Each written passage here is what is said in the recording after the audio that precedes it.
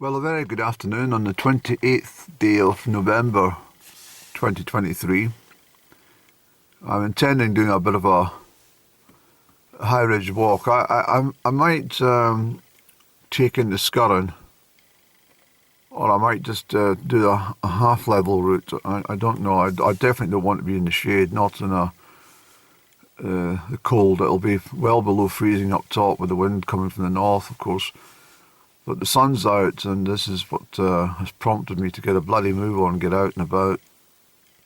I've been too busy with so many things, and it's not been easy to get things done.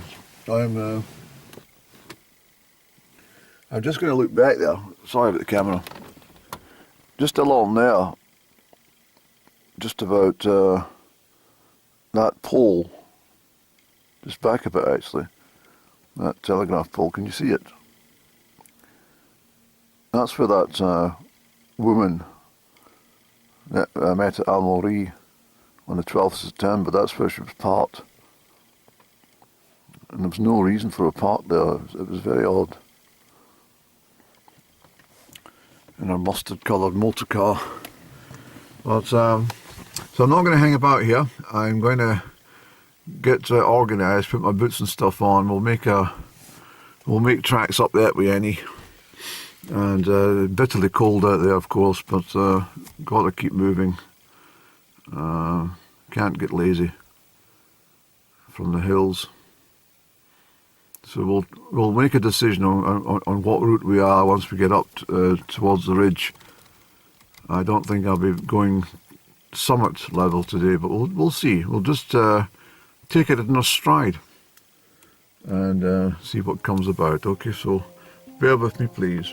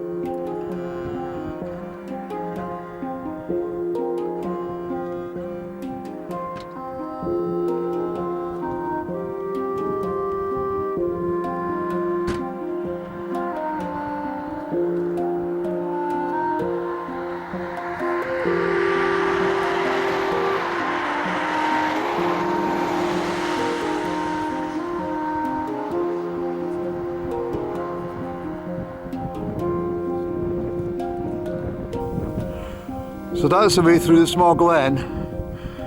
And the mountain you see in the background, that's Maelrima, just north of the Newton Brig. This is the Scurran up here. So we're just following the track, well, there's no really any track, but livestock tracks, and we'll get up to the ridge and then we'll take it from there. The wind is bitterly cold, I'll tell you that. So anyway, we'll make tracks any. Okay, so we made the safe crossing on the burn. It's well down, but I mean, back in early October this would have been an absolute torrent coming through here, so you wouldn't have got across, not safely anyway. But that's us, so onwards and upwards, as they say. A long way to go, any penny. So we've now reached Wage Road. The car's down there somewhere. It's taken me, what, 15 minutes to come up. But, we'll follow this for a little while, and when it snakes round the corner we'll start an ascent up towards the Beelach at the Scurran, and we'll make tracks from there. I love this weather, it's wonderful. You just got to be able to bear the cold, but it is wonderful. Alright, so if you can hear me above the wind, I apologise if you can't, but we'll go down, we're going back down again, we're losing height, but nevertheless we'll ford that burn and using the Wage Road get onto that little scrub area and then get up onto that ridge point, and then we'll make our climb towards that ridge at the top. So hopefully you can hear me, but as I say, it's difficult to chat on this camera when it's breezy. It's beautiful, it really is. It's absolutely bloody gorgeous. It really, I mean, you've no idea. This camera's probably not doing this justice, but it's certainly very scenic. Alright, so we're out of the wind a wee bit now. Anyone with a good observation skills will realise that I've been here before when I was walking part of this General Wage Road back in, what, September 21 I think it was, and I suggested that these stones were positioned you know, in my likelihood of marking graves of some of the soldiers who died on the construction of this road, which I've mentioned before runs all the way to Fort Augustus. And the purpose of was to try and, after the first Jacobite Rising in 1715, it was decided that they wanted quick access for the troops, the government troops, to quell any future uprisings. So then they started constructing roads. So you can imagine the armies marching through here back in the 1730s. These roads were made, and they were best, you know, challenging. I mean, they didn't have any machines; it was all dug by hand, and the absolutely brilliant roads are still, you know, still intact. There's obviously some Land Rovers used the shepherds and the gamekeepers and stuff will probably come up and use it, but so this is the burn I was talking about. I wanted to ford because I don't trust the footwork there, all that one there, because it can be slippy. But where are we going, Annie? Oh yes, so we're going up on here and we're heading up that way, and I'll skip round here, you see. Never go straight up, you've got to meander things. You can't just follow a straight route. You've got to take the lie of the land and follow that. I didn't bring my map today. I don't need my map up here. Famous last words, any. But there's no fog or bad weather forecast in the short hours I'll be up here today.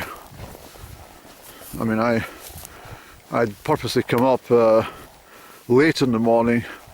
Today it was just after noon, and I like to come up because it gives me that return at dusk, which I thoroughly enjoy. I really like walking at dusk. So you can see the Wades Road. I'm just taking along to the end here, putting a bit extra yardage on my walk just to show you it coming round from where we are.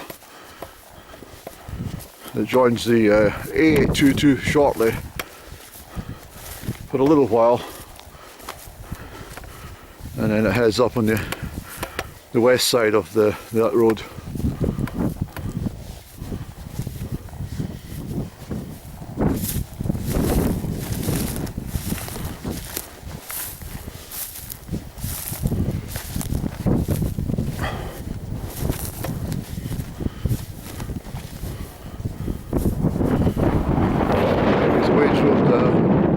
Falls away now below that and continues its journey. We'll continue our journey this way, Andy.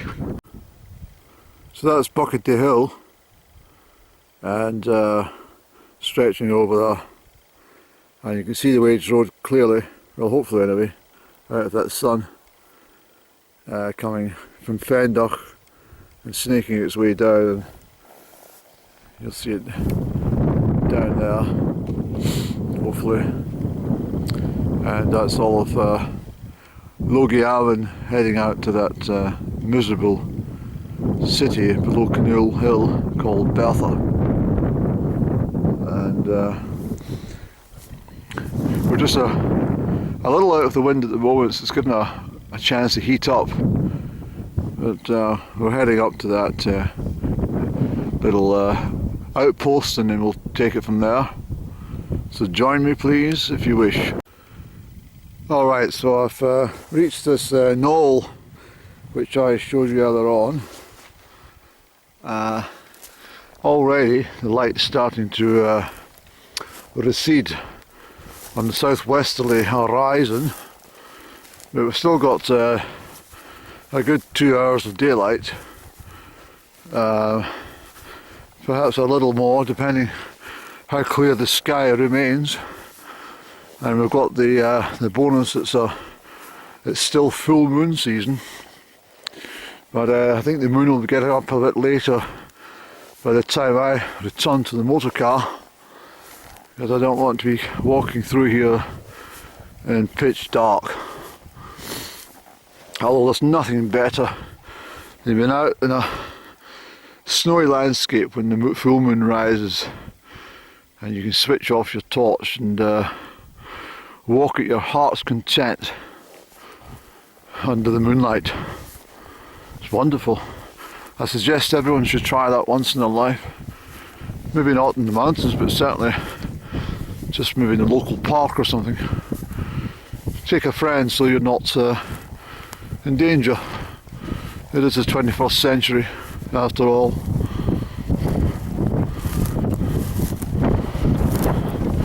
So you might not hear me with the wind now, so we're going up that way. Just want to come along this way a little.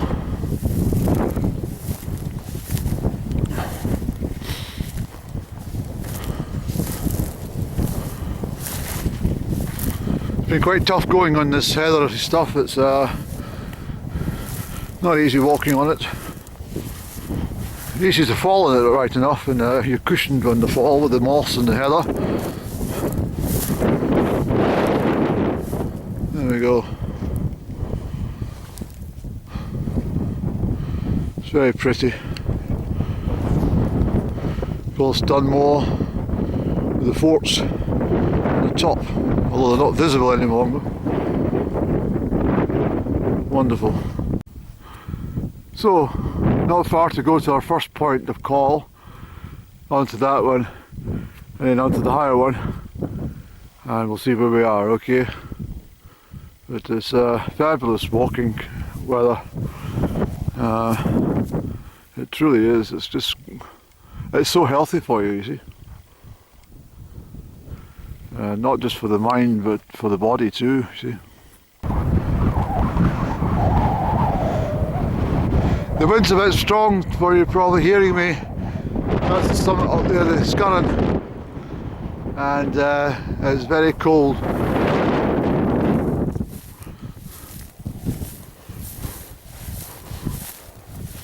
I'll come out of the wind here. I'll settle here. So that's the way I've come up from the car way over there, and you might just see Glen Almond College over there, boarding school for the well-to-do middle classes and aristocracy. Only joking. A good bunch in there, I'm sure, and then all the way out to Bath and stuff, and down into looking into Fife and that. But at the moment, I mean, the wind is very cold. It's well,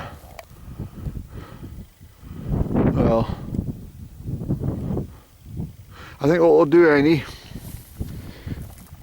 I think we'll grab ourselves a coffee here, and then we'll put our hat and stuff on because it's getting very chilly. Let's go over here.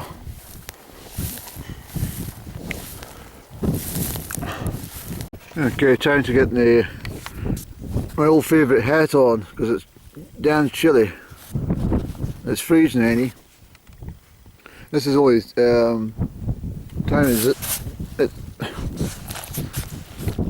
It's 10 minutes to 2 in the afternoon on the 28th of November. I've managed to get a sunny spot, but there's no, where the moss is, the moss is soaking, so this is the only stone I can find that can get sat down comfortably with a bit of sunshine. I might need to put this big jacket on once I get onto the ridge, because the wind is, well, it's probably blowing at -8 up top, but down here it's certainly it's well below freezing. It's the wind that does the damage. I think I've mentioned that a lot. It's not the air temperature, it's the wind that reduces your body temperature. So let's get a coffee inside us anyway, Eddie.